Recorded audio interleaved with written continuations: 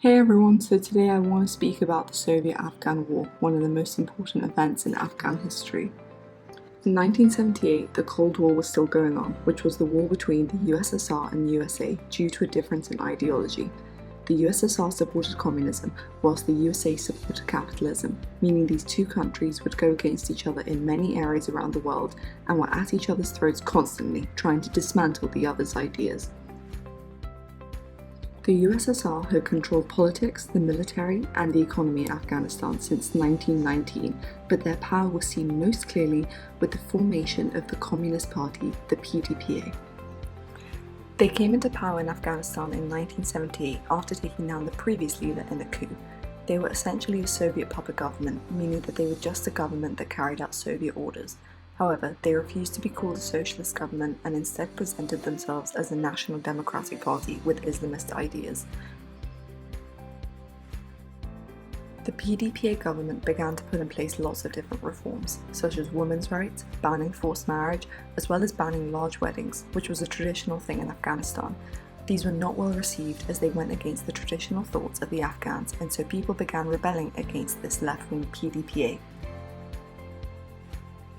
Other reforms included increasing literacy amongst both men and women, as well as encouraging men to cut their beards off.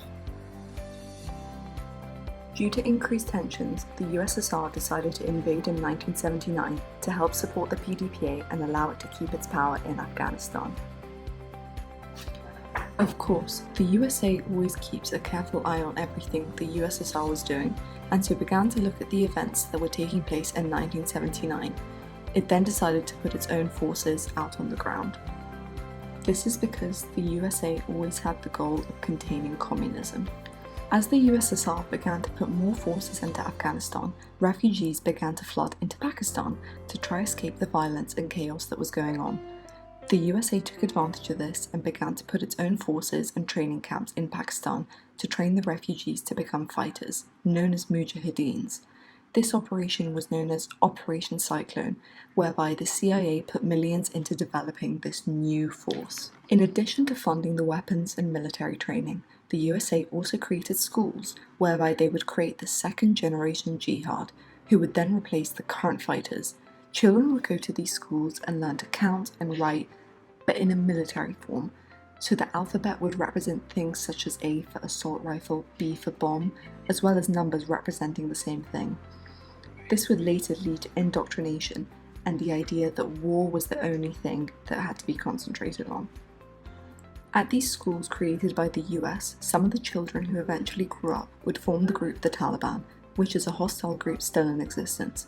The Taliban has had a very confusing relationship with the US, being deemed terrorists as well as allies. In 2021, the Taliban still threatens the stability of Afghanistan. There were many groups in Pakistan, some religious, some not. However, the US gave groups that were religiously extremist the most amount of money, as they thought they would be more committed. It is interesting to see how hypocritical the US has now become of religious extremism and Islamophobia when they used to fund these groups themselves. The US always used a religious narrative to justify its reasoning for fighting in Afghanistan, by deeming themselves as the most religious in the West and Afghanistan as the most religious in the East.